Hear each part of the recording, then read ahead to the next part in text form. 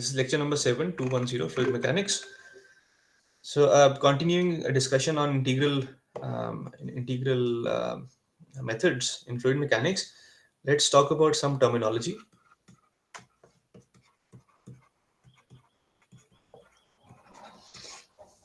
So, the first one is the idea of mass flow rate and volume flow rate. So, if you have, let's say, a surface, and this surface is some sort of imaginary surface through which some fluid is flowing. If the fluid is flowing through the surface, it could be flowing at any angle. So let's say the fluid uniformly flows out from the surface. So out is this direction, the normal n hat, and the fluid flows at an angle with a velocity which is at some angle to the normal. It's completely possible, right? So you could think of it as a surface of a duct.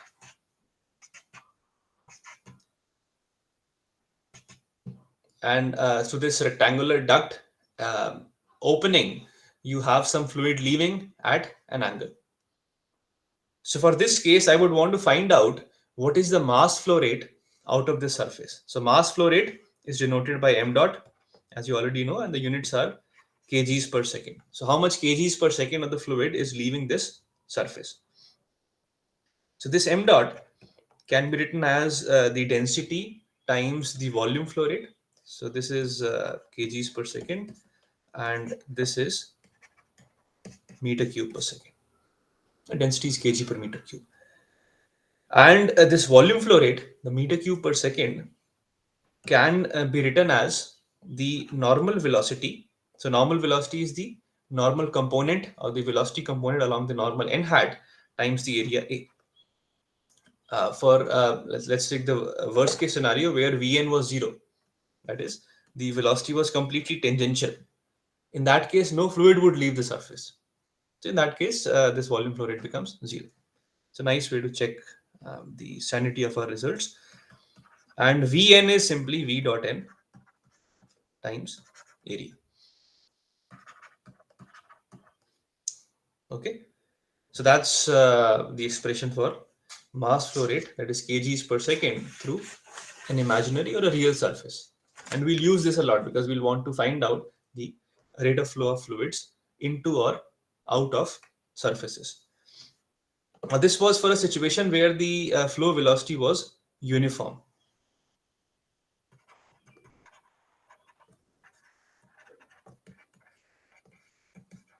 Now, uniform means that it is the same at all points on the surface.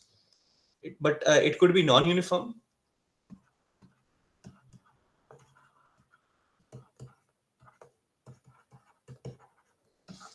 So in that case, you'll have to integrate. So what you do is, out of this surface that you have, you take an infinitesimal surface,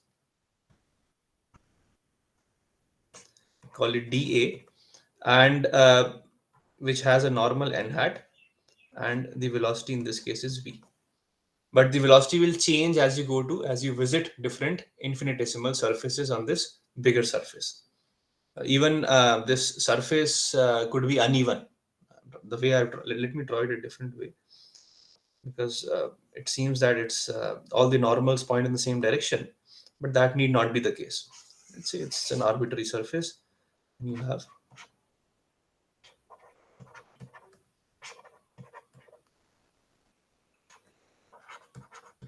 overall area is A, and this infinitesimal area is dA. Right. So in this case, m dot is an integral over the complete surface. So this surface we'll call A.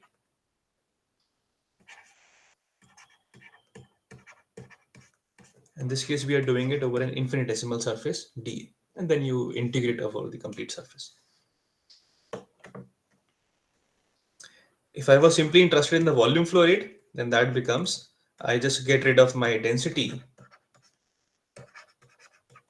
and write it this way. Is that clear?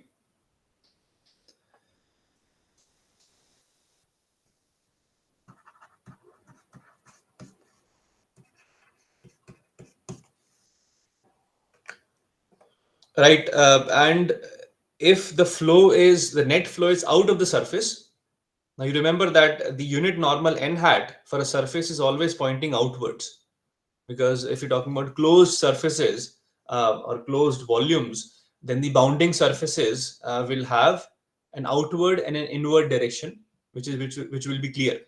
So in this case, n hat is always pointing outwards. So if the flow is out of the surface, then the mass flow rate or volume flow rate are positive.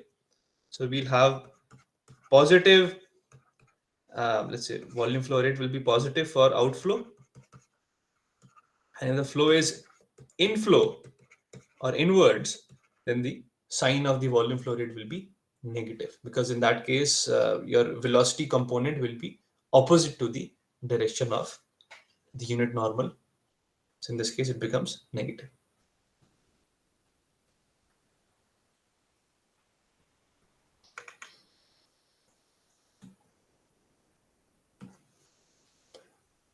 Right?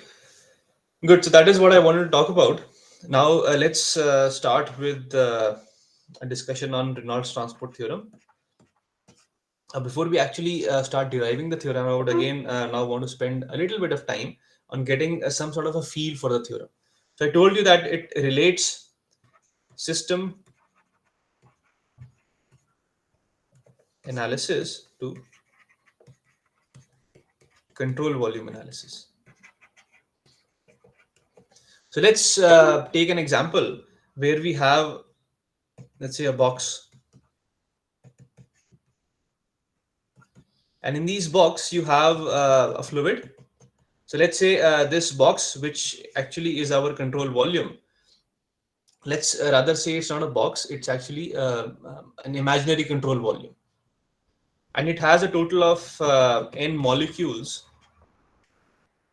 of fluid in it at time t.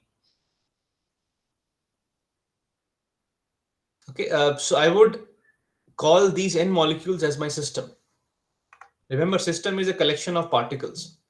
So I can define my system in whatever way possible, whatever way I want. So system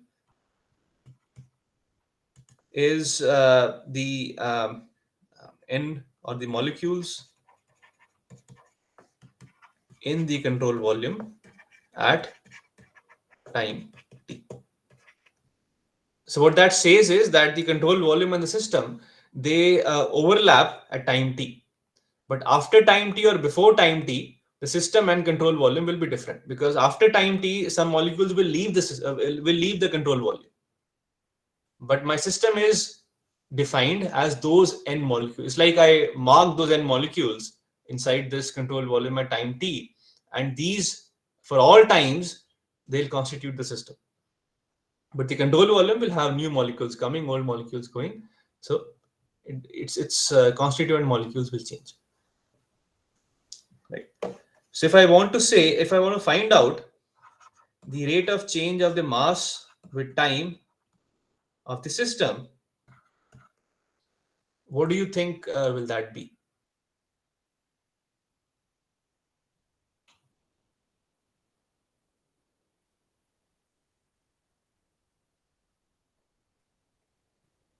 So that's a question. I would wait for some answer.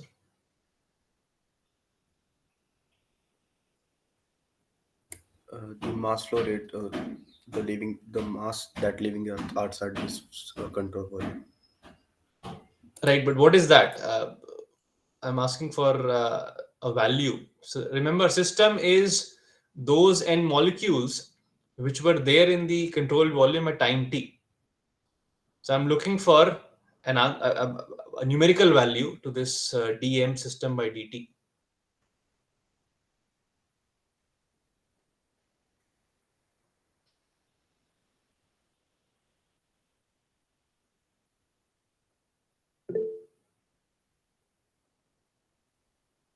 So Ankit says 0 with a question mark. So Ankit is not sure about it, right?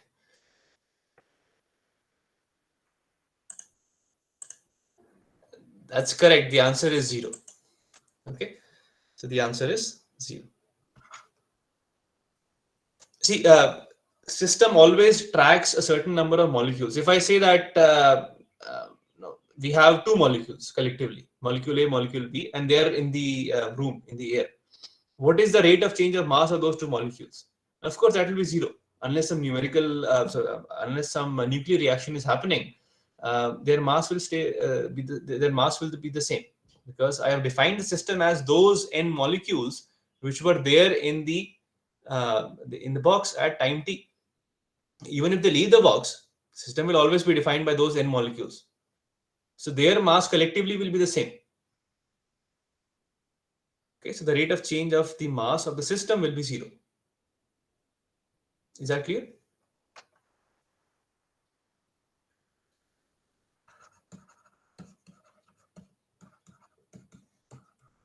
Now, what will be the rate of change of mass of the control volume?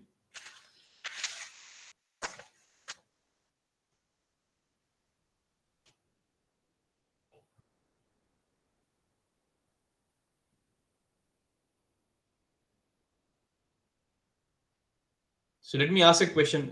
Will that necessarily be zero? dm by dt for control volume.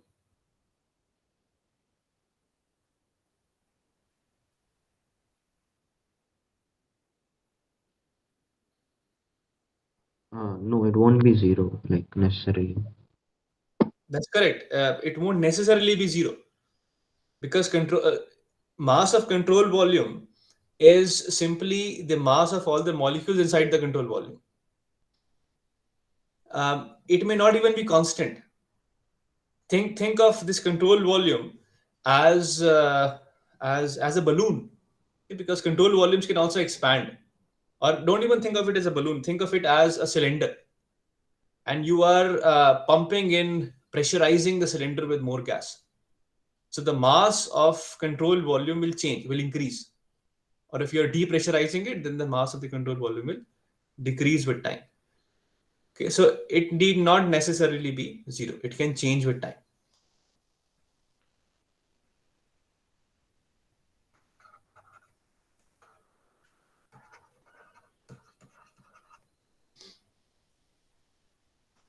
Right?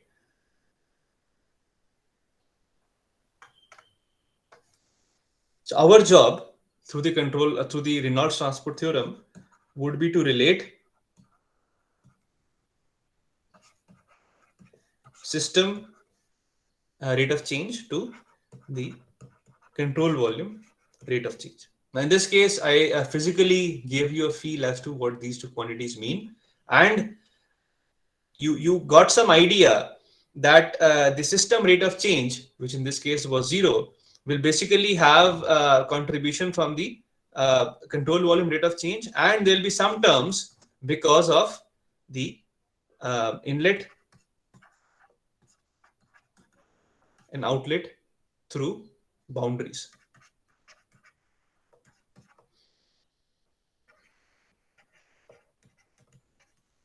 Actually, M system was zero. So if you move these terms on this side, then what you see is that the rate of change of mass in the control volume, net rate of change, is either because of a net inlet or a net outlet. If there's a net inlet, that results in an increase in mass of control volume with time. If there is a net outlet, that results in a decrease in mass of the control volume with time. Okay. Now the system mass was not changing. Now this was, just an example. Now RDT will help you relate d by dt for any general quantity B with for a system with control volume, and then you will have inlet and outlet terms. That's right. So this is a general feel of the theorem.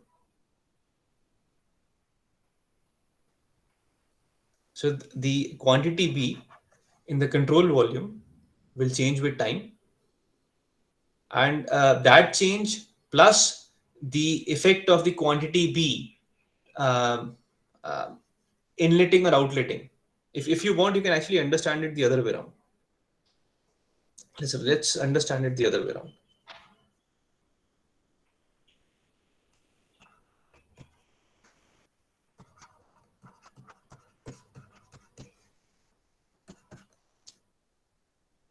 So the net change in the quantity B in the control volume with time will be because of, first, the quantity B of the system changing.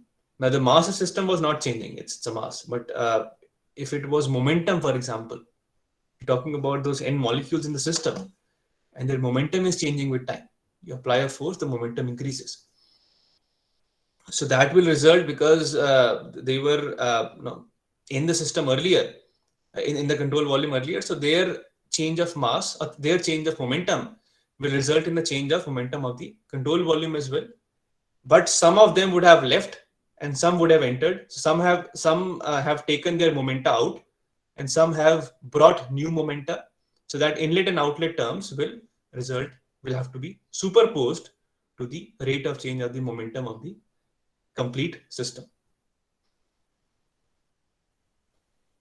Right. So that's the general feel of the theorem.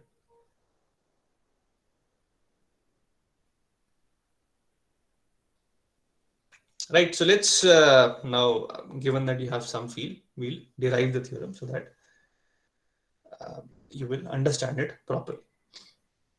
Now, this Reynolds transport theorem, this quantity B will be some extensive property.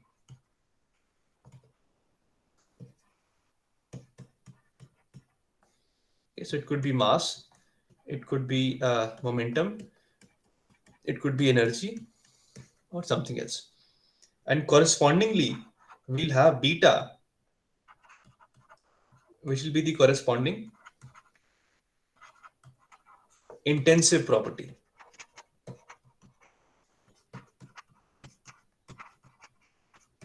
For a mass, it will be just 1, because remember, beta is defined as dB by dm. For momentum, it will be velocity. For energy, it will be energy per unit mass. So I'll tell you why I'm defining this, because we'll be using B and beta um, uh, in the theorem. Any questions before we start?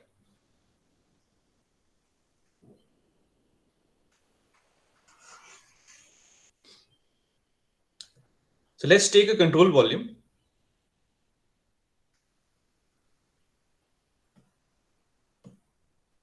Let's use a different color. So I'll use a green color, and we have a control volume. So this is a volume, but I'm writing it on the surface, but it's an enclosed volume. Now, this control volume also happens to be the system at time t. So whatever molecules are in this green envelope constitute the system at time t. I mean, whatever molecules were there in this green envelope at time t, they constitute the system. Now, after some time t, I mean, let's say after delta t time, um, the molecules will move, right? So the system, let's track the system after some time.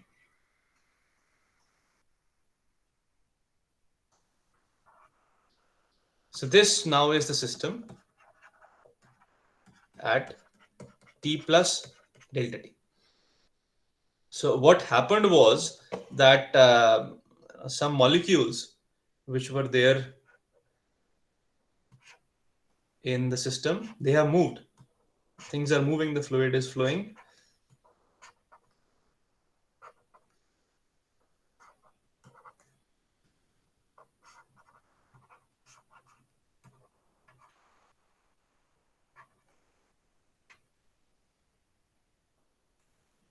So I'm only tracking the molecules on the surface of the envelope, but you can understand that all the interior molecules would also have moved.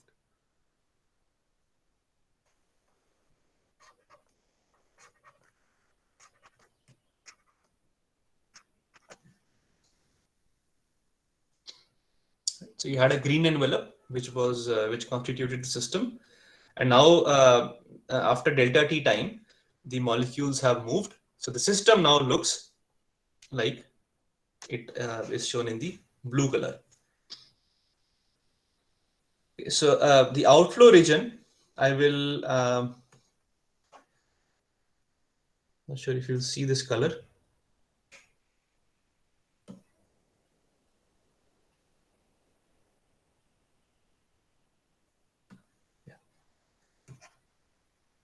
So the outflow region, I'll fill with the yellow color highlighter. Okay, so this is outflow.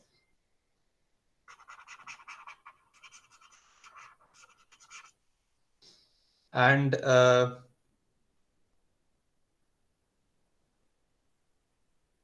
so this was flowing out, right? And the inflow region, which is flow happening into the region, is colored in the, let's say, gray color.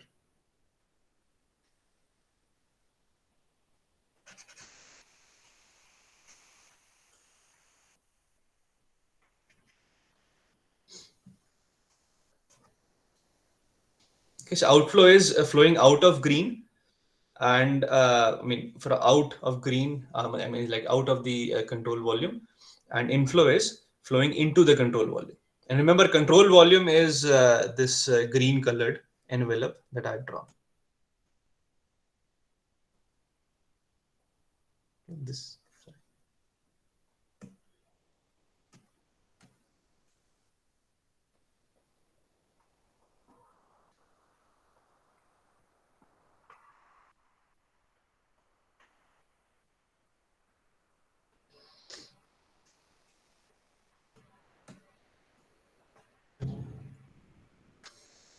Right, so let's start the analysis. So let's do some sort of conservation. So B is a quantity, and we're talking about the quantity contained in the system, and we're tracking it for T plus delta T. So T plus delta T is this blue colored envelope that we've drawn.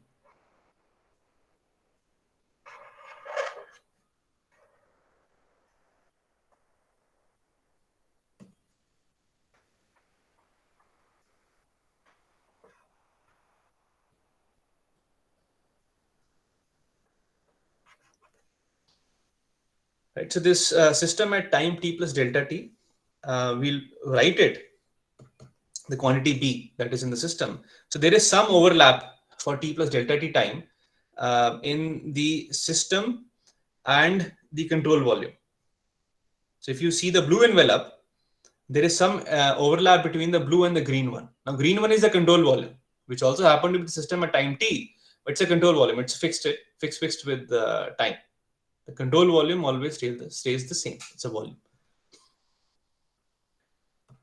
So the quantity B of the control volume at time T plus delta T will have some molecules of the system, but there is some part that has to be removed. So if you look at the gray part, that is included in this control volume, right? So this is the green one. So it already, the gray part has to be removed. So we'll have to subtract the B that is entering the control volume. Remember, so this green one has flow into the control volume. It's like this. So flow was entering. So a molecule entered and that hit another molecule, the molecule left. So the net rate of inlet into the control volume times delta T is the amount of B that is there in the gray part. And there's an assumption here that this delta T is small. So although I've exaggerated the change, the gray part and the yellow part, the highlighted parts, but they'll be very small. And that allows us to approximate these velocities as these velocities. Think of it as some sort of continuity. Whatever enters the green part is whatever pushes the green part inwards. So that surface molecule that you had, let's say here,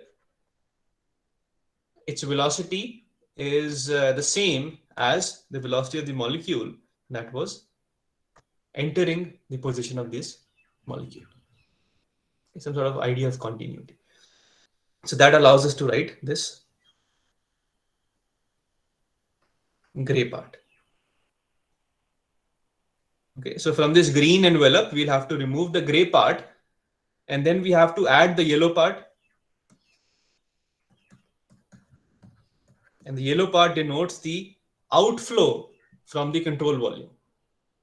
This outflow is from the green part times delta T.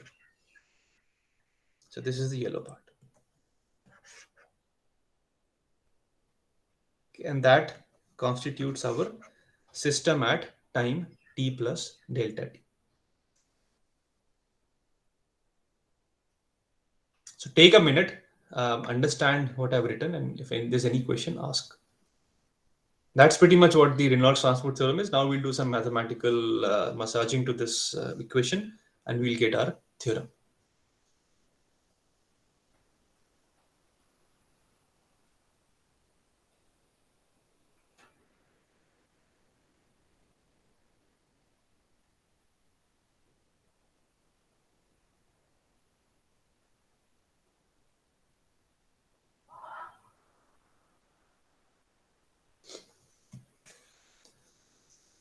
Right, so seems everybody is happy with it.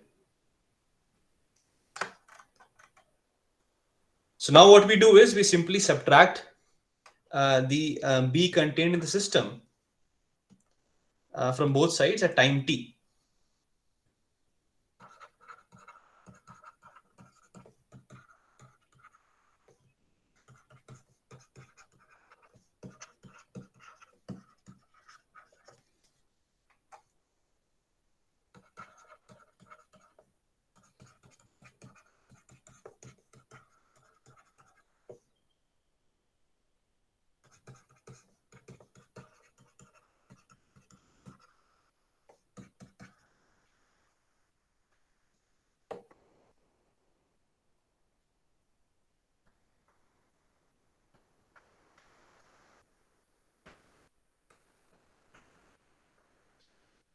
Okay.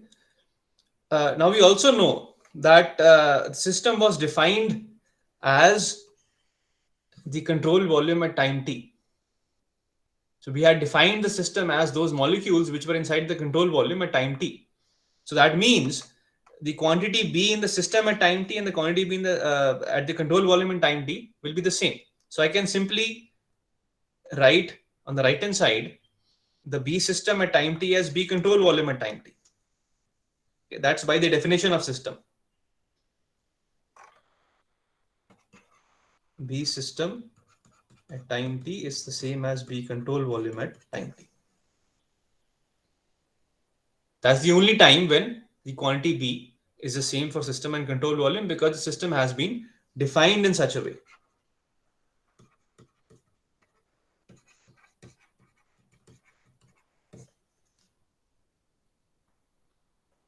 Okay. So that's the reason I could do this. Now I divide both sides by delta t. So these delta t's are gone. And now I'll take the limit delta t tending to 0.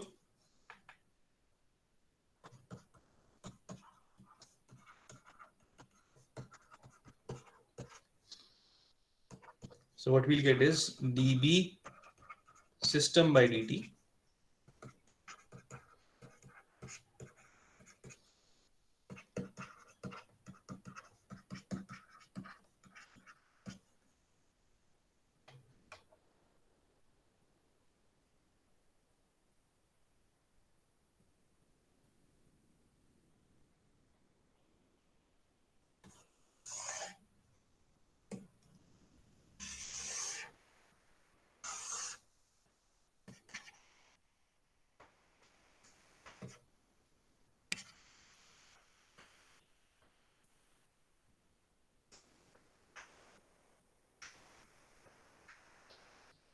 And this is our Reynolds transport theorem. Okay, and that's pretty much what we had discussed when we talked about the example. So we are relating the system rate of change of B with control volume rate of change of B, and we have these inlet and outlet terms. As simple as that. Okay. If you remember that box question that we had discussed, you'll always remember that this is the kind of relation we have. Okay, and we can even simplify this further in the sense that this inlet and outlet terms we have can be combined into a single term. So let's do that.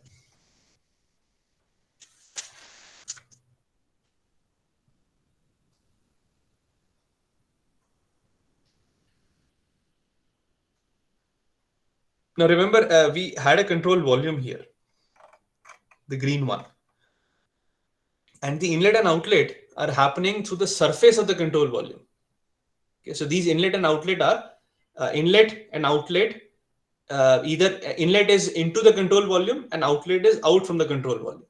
If you take a surface of a control volume, and that surface is actually called a control surface. Surface of control volume is control surface. Just a terminology. So what will happen is from the overall control surface, some part will result in inflow.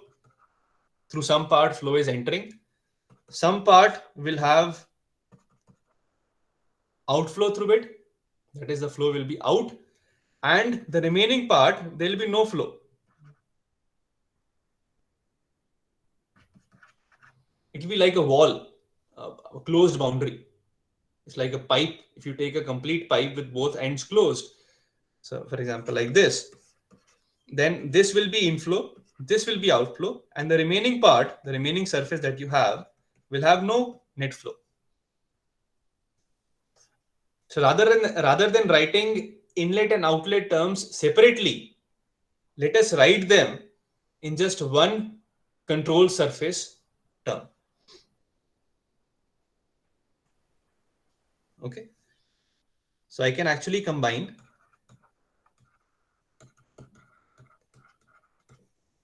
these two terms into one integral. Remember, we were talking about a surface, a complete surface, control surface. Sorry. So what we'll do is we'll do an integral on infinitesimal parts of the control surface, and I'll write this b dot term as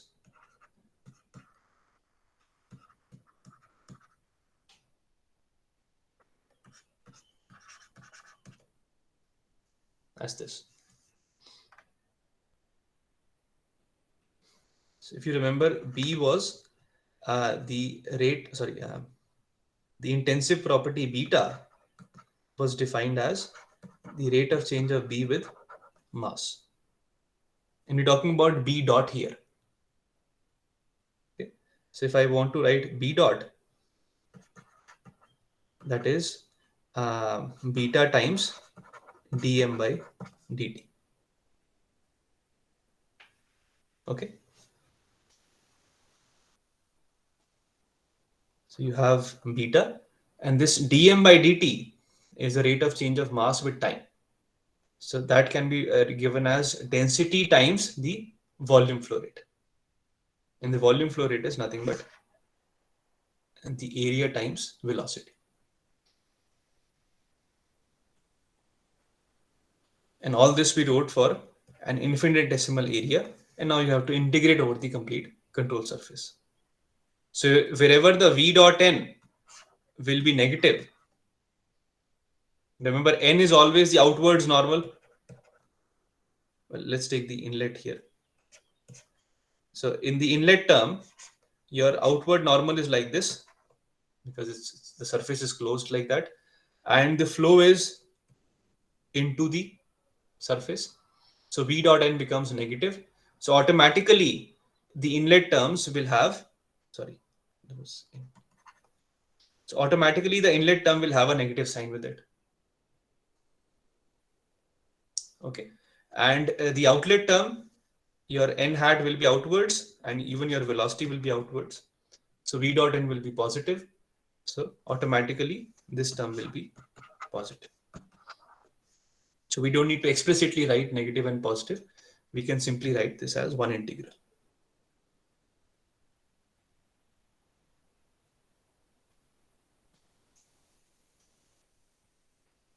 Okay, is that clear?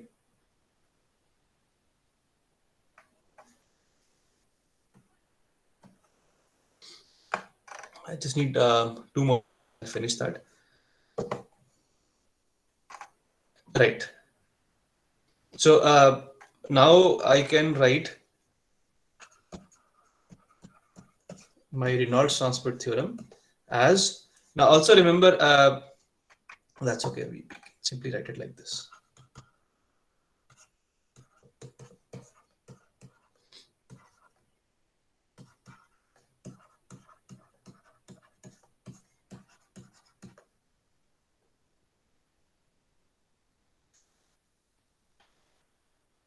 Okay, so we'll stop here now. That's we're out of time now. So I'll stop the recording, and if anybody has a question, you can ask.